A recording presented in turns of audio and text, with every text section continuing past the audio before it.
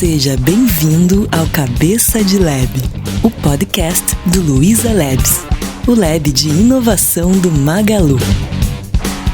Fala, jovens! Eu sou Bruno Gouveia e está começando mais um episódio do Cabeça de Lab, o podcast do Luiza Labs e do Magalu. No episódio de hoje a gente vai falar sobre UX e como é trabalhar com isso no Labs. E para isso eu tô aqui com 3 pessoas do Labs São Paulo. Eu tô aqui com a Cíntia Iizuka. Olá! Tudo bem, Cíntia? Tudo bem, e você, Gouveia? Tudo ótimo. Tô aqui com o Oli, ou Henrique Oliveira, como é formalmente conhecido. Olá. Oi, Oli. Tudo bem? Tudo bem, e você? Tô ótimo. Boa. E eu tô aqui com o Léo Lins, que não é o comediante, ele é gerente de UX aqui. E aí, Gouveia, tudo certo? Tudo bem. Isso aí. Boa. Eu não falei, acho, mas a Cíntia e o Oli, eles são UX aqui no Labs de São Paulo. E o Léo é a liderança deles. E a gente vai falar um pouco de como é trabalhar com UX aqui no Labs, né? Então vamos lá. O que é UX? Pra quem tá abrindo pela primeira vez e falando, o que é essas duas letras, o X aí? O X basicamente quer dizer User Experience, que basicamente quer dizer que é a experiência ligada ao usuário, design feito para o usuário. Mas não é só design, né? É todo o processo que permeia... É todo o processo. O design, na verdade, é só um resultado de tudo aquilo que a gente trabalha em cima dele. Todas as nossas decisões, então, são baseadas em fato de conversar com o nosso cliente, entender quais são as necessidades dele, entender o escopo de negócio, parte de tecnologia, o que é viável, o que não é viável, até a gente chegar, de fato, em um produto final. Acho que é legal só comentar de onde surgiu esse termo, né? Nos anos 90, o Don Norman, que é um papa do design de experiência... Ele que escreveu Design of Everyday Things lá. Isso. Puta, que é uma leitura obrigatória para quem quer começar em design. Que acho que é do que o Oli falou e a Cíntia também. Não é só o visual, não é só estético. Na verdade, é pensar na experiência do usuário daquele produto. Então, nos anos 90, ele cunhou esse termo de...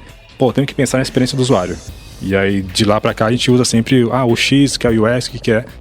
E, na verdade, é um processo de pensar em quem vai usar seu produto, né? Então, você vai pensar em falar com o cara, vai testar com a pessoa que vai usar, do que ficar só na sua mesa fazendo uma coisa bonitinha, que, na verdade, você nem sabe quem que é seu usuário, quem vai usar o produto no final. Então, desde que o Norman botou esse termo aí no meio do cenário, muita gente usou. E hoje é um termo muito falado nas redes sociais. Acho que se der um Google, você encontra pelo menos 1000 artigos em português falando o que é o X. Da hora. Mas acho que o nosso papo hoje é falar como que é no Labs, né? Assim, né? Acho que deu pra entender em alto nível do que se trata. Mas a gente quer retratar um pouquinho de como que é nosso dia a dia, né? E nosso não, né? De vocês, porque eu só uso. E reclamo e aí vocês... Bom... Mas vamos lá, eu acho que é interessante a gente começar como um bom ponto de partida e como que a carreira de vocês se iniciou e, no geral, como costuma se iniciar. Tem um caminho padrão? Porque, tipo assim, desenvolvedor, normalmente a gente fala, vai num curso, faz e boas. UX tem essa trilha ou, tipo, normalmente você... o que é mais comum? Uma pessoa ter começado como designer ou como arquiteto de informação ou outra trilha, assim, que era mais formal há uns anos atrás e ter migrado para UX? Acho que é uma coisa meio ampla, assim, a gente pode até dar um exemplo da nossa equipe, né? Então, por exemplo, eu me formei em design gráfico, eu migrei do gráfico, do impresso pro digital, depois fui pra UX. Tem outro pessoal da nossa equipe que veio de biblioteconomia, o Léo mesmo, né, de digital, e o Oli. Eu venho de digital também, eu fiz design digital, na verdade, mas eu venho pra UX de design mesmo. Eu comecei ilustrando um monte de coisa e comecei a fazer um monte de site, aprendi HTML, tive que meio que desenrolar muita coisa de arquitetura por causa disso. E há uns 5 anos, 6 anos pra cá, o UX ficou meio em evidência e a gente pegou esse nome de profissionalismo, assim, então todo mundo hoje meio que trabalha. Quando você começou a falar, eu achei que você ia falar, eu vim das ruas, cara. Por quê? Eu falei por causa das ilustrações. Sei, entendi. Não deixa de ser, né? Não deixa de ser. Porque quem não sabe, né? Aqui a gente até falou demais, mas o Oli também, ele faz tatu, né? Inclusive, quem quiser, tá zoando. Não, na verdade, eu não faço, né? Mas eu já tive um tempo aí que eu trabalhei em estúdio, fiquei de aprendiz de tatuagem. Mas você falou que ia fazer, velho. Sacanagem. Não. Boa. Mas aí, essas diferentes origens, normalmente, fazem com que a gente tenha um background diferenciado, saca? Por exemplo, uma pessoa no contexto de desenvolvimento que veio de infraestrutura tem um viés diferente sobre como lidar com infraestrutura em desenvolvimento, alguém que veio de front conhece como vai usar uma API melhor e como fornecer uma API mais usável e tal. Como que vocês acham que essa origem influencia o raciocínio de vocês, sabe? É que o termo X ele é muito amplo, né? Então todas as disciplinas acabam ajudando no produto final. Então, no meu caso, que eu saí do design gráfico, que era impresso, fui pro digital e cheguei em UX. Eu acho que o que tem ali como fio condutor de tudo é você pensar em algo que vai ser consumido por alguém. Acho que é o inverso de uma coisa artística, né? Que eu faço para expressar alguma coisa. O design, desde o seu início, ele é fazer alguma coisa para alguém. Então, se o cara fazia cartaz antes, fazia embalagem, fazia uma tela de ponto de ônibus, ele faz aquilo para comunicar alguém, comunicar alguma coisa. Então, assim, não sei o que a Cíntia acha, que o Oli acha, mas acho que o central do UX é projetar para alguém uma parada. Então, deixar aquela coisa fácil de ser consumida, fácil de ser usada. Então, se o cara veio desses meios aí diferentes, acho que no final ele acaba contribuindo muito para a profissão e para o projeto como um todo. Não, acho que sim. Acho que, não sei, é uma opinião minha. Eu acho que trabalhar com X ele é muito menos artístico do que qualquer coisa que você trabalha numa área de web, assim. Hoje a gente pensa muito mais em dado e como as coisas vão funcionar de um jeito bom que não é pra gente necessariamente, mas sim pra quem vai consumir, do que esse lado artístico que vem de ilustração e web design. Acho que isso que diferencia muito essas duas coisas. E a gente projeta tudo e a gente tem justificativa pra tudo, né? Então a gente não faz um design porque é bonito, por achismo, não. A gente tem um embasamento teórico nisso tudo. Nossas decisões são muito bem fundamentadas. Eu acho que esse é o ponto. E você, principalmente, Oli, que veio de um lance mais de ilustração e tudo mais. Se eu tiver errado, você me corrige, tá? Mas pra você foi um choque maior o contexto e ter que abrir mão de coisas que você gostava mais para coisas que as outras pessoas tinham que gostar mais? Na verdade, foi meio que em paralelo, assim, porque ao mesmo tempo que eu fazia ilustração, eu sempre me interessei muito por design e web, na real, por onde eu comecei, assim. Então, tudo que eu fazia, meio que eu tinha que imaginar como ia funcionar no HTML e tudo mais. Então, eu sempre pensei bastante em arquitetura de informação, meio que indiretamente. Então, de qualquer maneira, você já pensava em como que aquilo ia ser utilizado e consumido. Exatamente. Por exemplo, eu tinha um site de uma banda, quando eu era pivete, que eu fazia as ilustrações desse site. Então, eu tinha que imaginar em wireframe onde ia colocar essas ilustrações e tudo mais. Então, meio que assim que começou a andar. Da hora. E o papel de UX aqui no Labs, principalmente, porque a gente trabalha de um jeito diferente, né, do que normalmente eu queria que vocês contassem pra mim como que é esse dia a dia de vocês, porque eu não tenho interação nenhuma fora café e boteco, porque eu trabalho numa equipe e numa tribo aqui que é só back-end, saca? Então eu não tenho vivência cotidiana. Assim, a gente quase teve no passado, na real, quando eu tava na busca e tinha um front lá, mas tipo, não rolou. Queria que vocês me contassem como seria a nossa vida juntos. Acho que uma coisa que acontece muito no Labs é que é tudo muito dinâmico. A velocidade que as coisas andam aqui é muito rápido, assim, é diferente de outras empresas que eu já passei. Então, assim, a gente tá debaixo de uma gerência de UX e cada UX fica alocado em uma squad específica, né? Que é um grupo específico, enfim, de uma etapa de algum canal ou até mesmo de algum produto Magazine Luiza.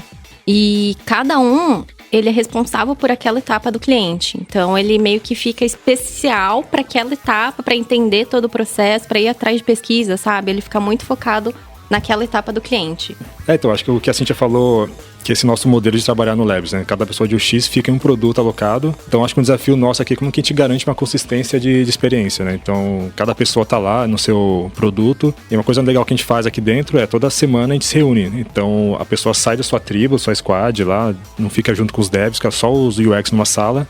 A gente troca bastante o que cada um tá fazendo, né? Então, cada um conta o seu processo ali, o que fez, se entrevistou um cliente, o que aprendeu, ou se precisa de ajuda de alguém, fazer alguma entrevista, algum teste.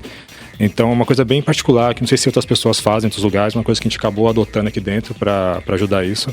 Acho que a nossa comunicação aqui na equipe é muito fluida, assim. Então, a gente tem esses encontros semanais, né? Uma vez por semana, mas a gente também tem uma vez por mês, por exemplo, o nosso UX Talk. Que a gente vai e a gente, de fato, consegue entrar um pouquinho mais no processo da pessoa, mais detalhado o processo, enfim, troca de conhecimento a gente tem bastante. É tipo uma guilda de vocês, né? É uma guilda. Que a gente, pra quem não tá ouvindo e nunca ouviu esses termos guilda, tribo, não sei o que lá, tem um paper lá do Spotify que explica um pouco o que é isso aí. E eu me comprometo a colocar no comentário do episódio do podcast um link lá pra todo mundo poder acessar.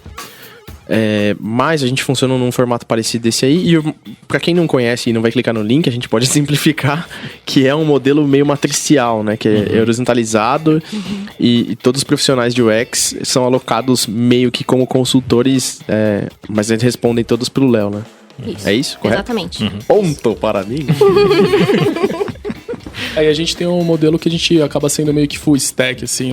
Acho que cada um tem sua preferência, especialização, mas a gente pega toda a cadeia. Então a gente faz desde o concept até sentar com o programador para fazer o QA das coisas que a gente tá fazendo. Aí a gente tem uma galera que talvez seja mais ligada à criação, um pessoal que é mais ligado à arquitetura, mas todo mundo meio que faz o todo, assim, nesse processo. Acho que uma frase que resume bem o papel do UX, ele é ser o guardião da experiência do usuário.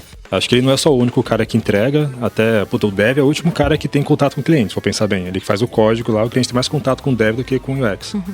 Então a gente gosta de falar que a gente não é o responsável pela experiência, a gente ajuda o time a encontrar a melhor experiência, né? Então, assim, nosso papel, além de fazer toda a parte de pesquisa, entregar a tela final, é garantir que todo mundo do time ali acredite naquilo e que é melhor pro cliente.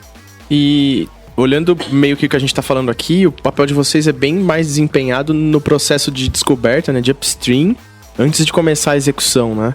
Vocês ajudam bastante nessa parte de, descobrir o que fazer e depois entregar isso mais pronto, mas a gente sempre, assim, eu acredito que a gente sempre esteja próximo do pessoal de desenvolvimento, né? Eu estou certo também? Sim. Outro ponto pra mim? Não, sobre esse desenvolvimento, no time que eu tô, assim, principalmente, eu sou bem fã dos caras que eu trabalho, assim. Eu acho que eles adicionam bastante no conteúdo inteiro do projeto no final, assim. Então, tudo que eu faço, eu sempre tenho discussão com o pessoal de desenvolvimento e eles acrescentam bastante tudo que a gente vai fazer. E também é legal a gente comentar um pouquinho de como que é a vida no dia a dia, assim, no calor da batalha. Como que é o dia a dia de vocês, assim? Quente.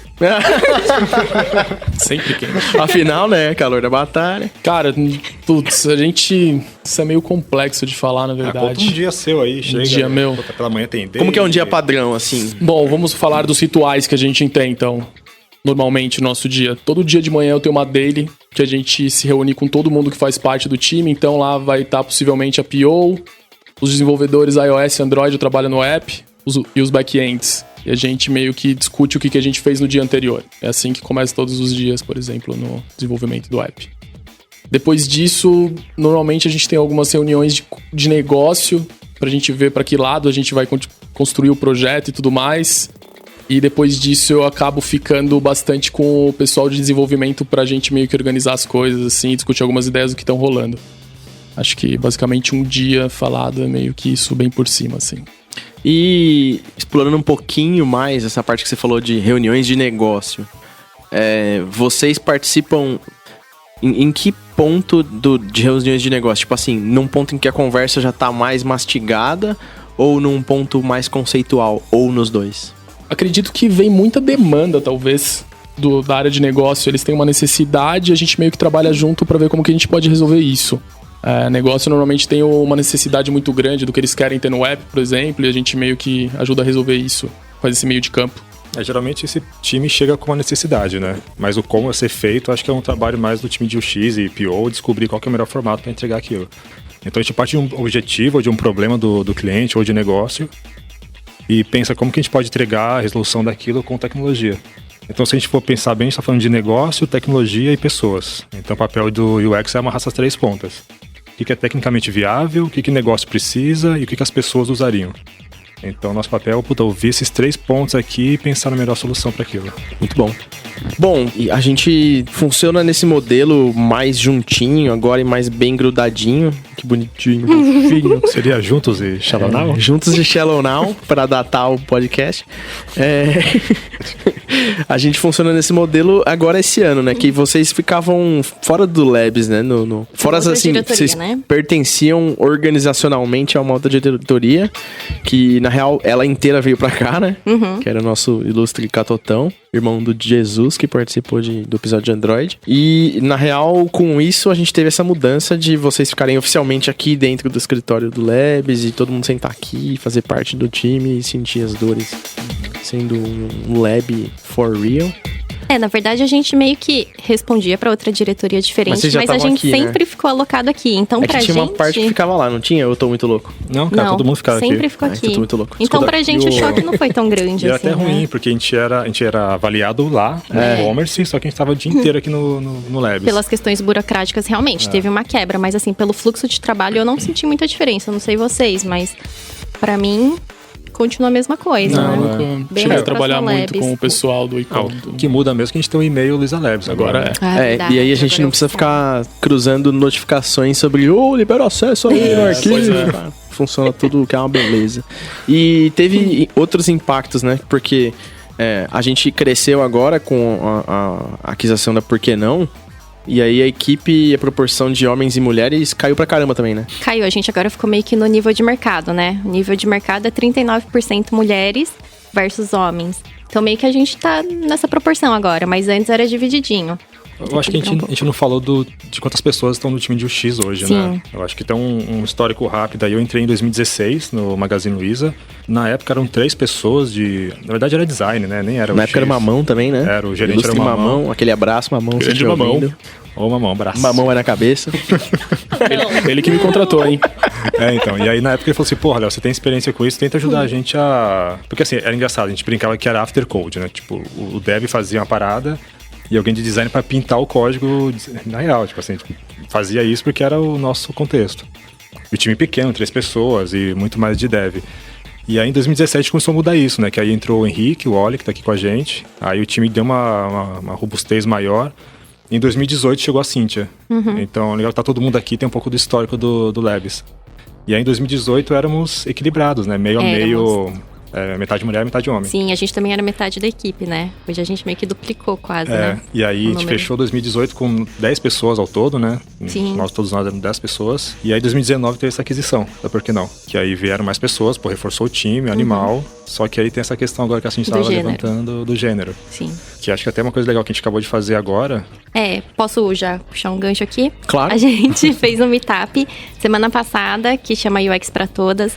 Então a gente viu esse desequilíbrio no mercado, né? Sobre o gênero feminino. E aí a gente quis trazer essas mulheres um pouco mais pra perto, assim. Então a gente entendeu que elas também não conseguem ter uma diretriz direito de como migrar de área. Tem muita gente interessada em UX, mas não sabe como dar os primeiros passos. Então a gente trouxe essas mulheres um dia pro meetup, a gente tentou dar uma outra abordagem, trazer cases reais, como é que funciona de fato o UX, e empoderar essas mulheres, sabe? Pra ter coragem de migrar, mete a cara no mercado, sabe? Vamos reestruturar portfólio, sabe? A gente tem esse poder, a gente consegue nisso. Então a gente trouxe elas mais pra cá, pra até mesmo levar o nosso conhecimento, assim, pra elas. Legal do Meetup, que até o processo de construção do Meetup foi muito um projeto de UX. Foi muito. Então, a gente não decidiu isso, qual que seria o tema, sem falar com as pessoas. Exatamente. E a gente tava confusa, né, também. Tinha muitas ideias, era o primeiro Meetup que a gente ia fazer. E a gente queria fazer tudo de uma vez. E, peraí, sabe? Vamos tentar entender quem é que a gente vai atingir. A gente mandou um formulário online. A gente jogou para vários grupos. E aí, a partir desse formulário, a gente foi vendo as necessidades e como é que a gente poderia ajudar elas. Então, assim, tudo foi embasado em questões, assim, sabe? Em quantitativos. Sim. O que eu achei animal foi engajamento, assim, sabe? Porque, assim, normalmente os meetups que o Labs organiza, a gente organizou, acho que esse foi o segundo, né? O primeiro, ou segundo ou terceiro, eu não lembro. Mas esse foi o primeiro que eu vi um engajamento muito grande, assim, muito grande. E eu achei animal, que o público participou, que, putz, todo mundo ficou até o final, até depois, assim, na real. Tinha gente de vários contextos, sabe? Gente que não é UX, gente que, cara, nem trabalha com tecnologia. Eu achei animal, assim, eu sempre gosto quando pessoas de diferentes contextos participam. Acho que esse resultado é igual você ter uma boa conversão no aplicativo. Deu certo que a gente fez o que o cliente queria. Quem é o cliente? É o mercado, as mulheres. Então a Cíntia lançou aquele form lá e viu que a galera que vai em evento, ou ia em evento antes, não vai mais porque é sempre o mesmo assunto. Sempre a mesma coisa. O cara que tá começando na carreira... Puta, o assunto que fala no evento X do mercado é uma coisa muito avançada, sempre a mesma coisa. Então a gente entendeu qual que era a necessidade, o problema, projetou em cima disso, acho que por isso que teve um resultado tão bom, saca? Tipo, a gente falou que a galera precisava ouvir. E eu acho que o mais legal foi que a gente fez diferença, sabe, pra esse público. Então, assim, várias pessoas procurando depois pra mandar e-mail, LinkedIn, falando, foi muito legal a palestra de vocês, a gente quer mais, mudou a nossa vida, sabe? Realmente eu consigo migrar de área, eu entendi o valor de um UX, então assim, a gente conseguiu levar esse valor que realmente era o que a gente estava querendo. Então, foi sucesso. E foi legal que foi totalmente produzido por elas, assim. Então, foi as meninas, só as meninas do time de UX que acabaram fazendo tudo, assim. Isso que chamou bastante atenção, assim. Ficou bem... Animal. E... Bem fera. Sem palavrão, né? Não, você pode soltar um foda, ninguém vai. Foda. Então ficou bem foda. Você tá vermelho por quê, olha? Que não tá vendo. Tô cortando os palavrões. Bom, mas ainda nesse assunto de eventos, vocês falaram que tem as talks mensais lá, né? O que vocês falam nessas talks mensais? Tipo, como que vocês puxam o tópico? É da mesma maneira que vocês puxaram o evento? Então, esse talk, na verdade, é mais entre a equipe de UX, né? Então, assim, a gente tem as nossas reuniões semanais, então a gente consegue entender qual que é a maturidade de cada produto, assim, sabe? De cada projeto que cada um tá tocando. E a partir disso, a gente vai trazendo os projetos mais maduros para serem apresentados. Aí, nesse talk, a gente reúne todo mundo e a pessoa que fez aquele projeto começa a detalhar como é que foi o processo inteiro dela. Então, basicamente assim, mas assim, é uma coisa interna nossa mesmo. Apesar de ser interno, não só o X participa, né? O pessoal de front-end vai assistir também, a ideia não é só o projeto, foi numa palestra, foi num evento legal, a galera... É interno, mas é aberto, tipo, eu posso ir lá? Pode ir lá. Ah, legal. Se tiver interesse, sim, cola lá. Ah, então eu acho que eu vou participar de uma dessas talks aí. E, vamos lá. Se eu sou dev front, ou se eu sou PO e falo, agora eu quero trabalhar com usabilidade... O que alguém precisa for real, assim, pra se tornar um profissional de UX? Eu acho que a gente não falou, mas tem casos de pessoas que eram front-end e migraram para o X também.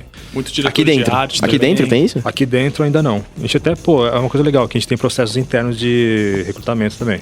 Então, assim, a gente na época não conseguiu fazer isso, mas a ideia é que pessoas que queiram migrar para o X possam também aplicar para vaga internamente.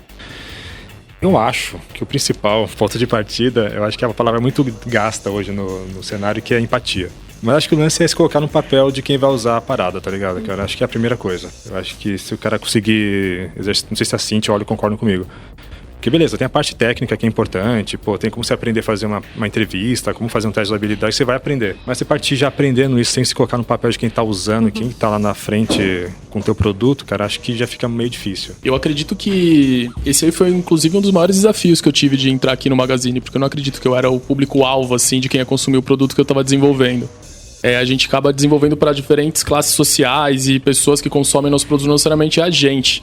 Então, acho que isso foi o maior aprendizado que eu tive aqui, foi conseguir ouvir quem tá usando, tentar se colocar no lugar de quem vai usar o aplicativo que a gente tá fazendo e tudo mais. Acho que é o principal mesmo, assim, ter empatia por quem vai acabar usando isso no final. E é um exercício, né, na verdade. A gente fala que a gente sabe nosso público, mas de fato, cada dia a gente aprende uma coisa com eles. Então, cada vez que você vai pra campo conversar com alguém, você traz um insight, sabe, novo, que você não sabia. Então, é uma coisa que a gente exercita, assim, sempre. É frequente. Eu acho que nunca para isso. É um puta aprendizado mesmo, né? A gente fez até uma imersão um dia desses que a Cintia foi conhecer um entregador, né?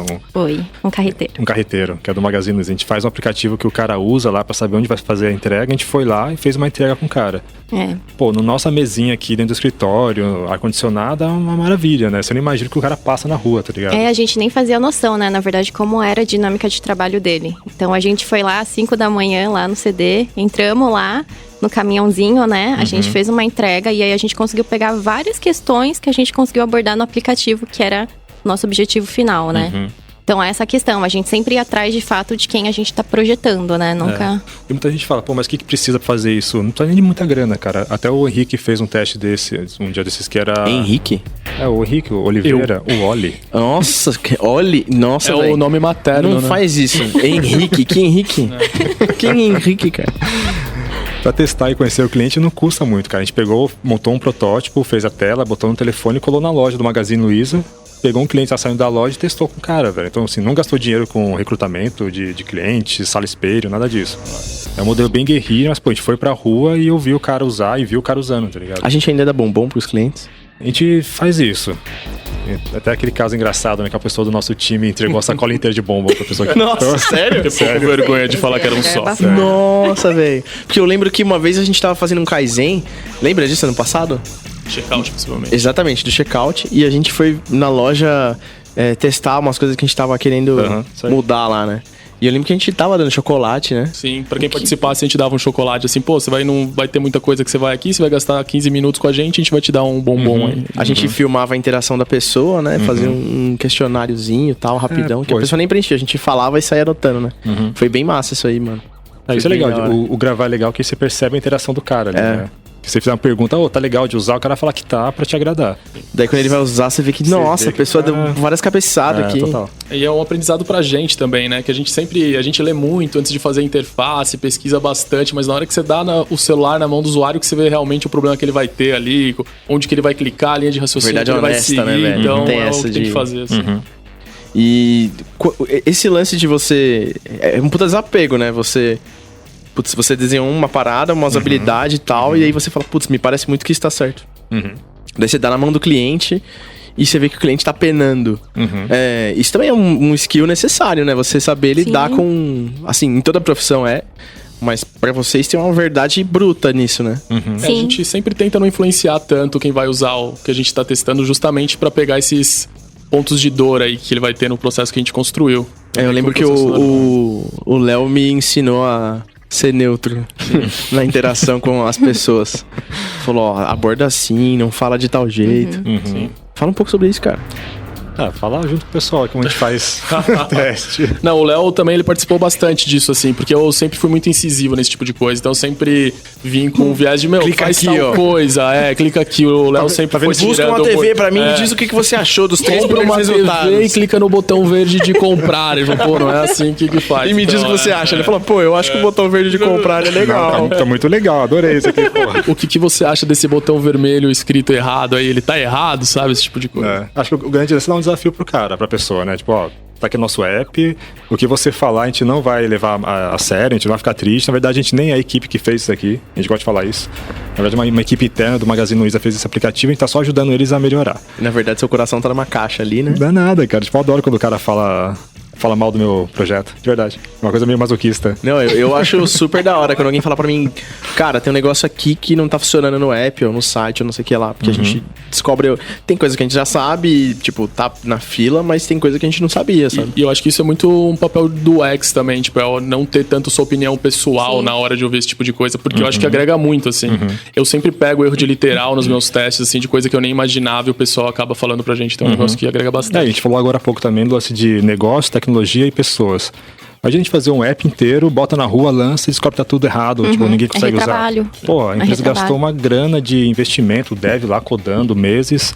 Se a gente pega um protótipo, vai pra rua e pega o erro, a gente economizou uma grana de desenvolvimento, de investimento da empresa como um todo, saca? E menos pessoas frustradas também. Melhor você testar com 10 pessoas, pegar o erro corrigido, que lançar pra milhões e pegar o erro no ar. Tudo. Sim. E eu acho que é o nosso papel mesmo, ter esse desapego, sabe? Com o layout, não ter ciúmes e tal. Eu acho que a gente luta, na verdade, é pelo ideal pro cliente, sabe? Não pelos nossos achismos do que é o certo ou errado. E eu acho incrível quando eu vejo alguma coisa errada, ou errada não, né? Enfim, que não tá tão legal pro cliente antes de entrar em produção, sabe? Pra mim é incrível. De verdade, assim, eu erro antes, eu prefiro errar muito antes do que depois, lá na frente. E milhões de pessoas vendo o erro e não conseguindo usar, reclamando, sabe? Sim, é muito melhor. É tipo, em desenvolvimento, a gente fazer teste de código, sabe? Descobrir umas coisas antes de botar no ar, né? Da hora. E a gente usa... esquemas tipo Hotjar, que pra quem tá ouvindo às vezes não sabe, mas ele te dá um mapa de calor, assim, quando você mexe, interage. Imagina que você tem uma tela, daí você começa a arrastar o mouse ou fazer scroll com o dedo, no caso do app e tal. E quando você interage, ele fica dando um valor mais pesado para aquilo. Imagina que milhares de pessoas batendo no mesmo lugar fazem com que o mapa de calor fique mais quente. E a gente pode usar isso para algumas coisas. A gente usa aqui? Na verdade, o Hotjar ele tem algumas funções, né? Uma delas é o mapa de calor, que a gente vê a área onde o usuário teoricamente mais interagiu. Hotjar é o nome do produto? Isso, é o nome do produto, então, não é o nome da ferramenta. Paga nós. E aí também outra coisa que a gente usa bastante no Hotjar aqui, o Hotjar hoje ele só funciona para mobile e para desktop, ele não funciona em apps nativos, né? E o Hotjar a gente usa também bastante para video recording, então eventualmente a gente pega alguns usuários que estão fazendo alguma ação no site, faz um recording para ver onde ele pode estar errando durante o processo inteiro. E com isso a gente aprende um monte também, olhando o vídeo de todo mundo ali, onde que pode estar as coisas que a gente precisa melhorar, assim. Eu lembro no Kaizen mesmo, a gente fez, né, umas paradas com Hotjar. Acho que sim, no checkout a gente já passou. Porque eu lembro de ter visto uns vídeos de umas paradas, tipo, putz, por que o cliente não passa daqui, sabe? Eu vou ver aqui que é um Kaizen, cara. Kaizen? Kaizen é um design sprint. Não deixa de ser um design sprint, muito, né? Todo o processo de pesquisa, decisão do que fazer, prototipar, validar com o usuário. Kaizen é um processo de melhoria contínua. Né? É você fazer todo esse processo em um prazo curto ali, uma semana ou menos. Então o Kaizen é bem parecido com isso. isso, né? Só que a ideia do que o Gouveia falou é verdade, né? Uma melhoria contínua. Vem da Toyota, né? Kaizen é um processo que o pessoal da Toyota desenvolveu para poder, basicamente fazer isso, saca? Melhorar de maneira contínua processos e tudo mais dentro de uma empresa. E aí o que você faz normalmente é juntar todas as pessoas de várias áreas envolvidas em um processo e todas as pessoas expõem o contexto que elas interagem com aquele determinado processo.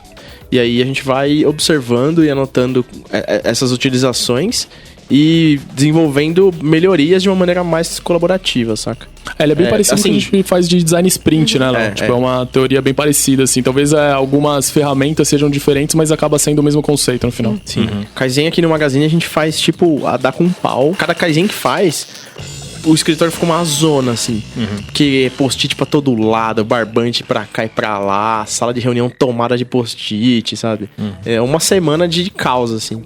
Mas é animal pra você enxergar melhorias, assim. E o Kaizen tem um Gemba, né? Que é você ir a campo, ver o cliente usando a mesma parada. Que é o que a gente fez lá, é verdade. Quando a gente foi visitar a loja. Exatamente. A gente foi lá conversar com os clientes, era o Gemba. Tem muito a ver com o que o nosso time faz hoje, né, de UX, que é ouvir o cliente mesmo, ver o cara usando. Sim. Então, na verdade, Gemba é mais um nome de uma coisa que a gente já faz aqui. Na verdade, sim, beleza, quanto mais ouvir o cliente, maravilha, melhor pra todo mundo. Excelente. Bom, pessoal, o que a gente tinha pra falar sobre usabilidade nesse episódio acaba-se por aqui. Mas esse episódio não acaba por aqui. O que vai acontecer agora, Gouveia? Vocês vão me ajudar na primeira leitura de e-mails e dúvidas e qualquer coisa que alguém perguntou no corredor. Olha aí. E é curto, na verdade, porque tem alguns que estão muito antigos já. Então eu acho que a gente perdeu o contexto. Tem uns que eu não sei responder e quem sabia não tá aqui. Então a gente talvez tente no próximo. Mas os que tem a gente vai fazer agora. E vamos lá. O primeiro que eu tenho aqui é... O pessoal perguntou sobre o episódio 3 de Data Lake, o que era enriquecer um dado. Aí enriquecer um dado, a gente pode fazer uma piada ruim, de que é pintar um dado de uma cor, de colocar ouro nele. Mentira, né? Uma piada muito ruim, desculpa. Não é muito ruim. Mas na verdade enriquecer um dado, imagina que é o seguinte, você tem um dado, uma informação que fala, sei lá, Bruno Gouveia, que por acaso sou eu. Daí você quer pegar essa informação e colocar mais contexto nela. Por exemplo, quem é Bruno Gouveia? Quem é Bruno Gouveia? Bruno Gouveia por Bruno Gouveia. Então você acaba adicionando atributos a esse dado. Exato. Você adicionar mais informações a um dado, saca? Enriquecer um dado significa isso. E aí você tem várias maneiras. Eu não sei se eu fui mega profundo nessa explicação, mas eu acho que eu respondi bem. Vocês que não... Vocês têm contexto do que é enriquecer um dado? Vocês entenderam? Eu acabei de ter. Exatamente. Eu entendi. Agora aprendemos sim. agora. Ponto para mim. Então, eu ouso 3 pontos eu peço a música no final. dizer que depois disso o dado fica enriquecido. Exatamente. Ele pode até comprar coisas. Entendi. Boa. O próximo é sobre o episódio 7. É porque a gente tá numa linha temporal bizarra. Qual é o número desse episódio?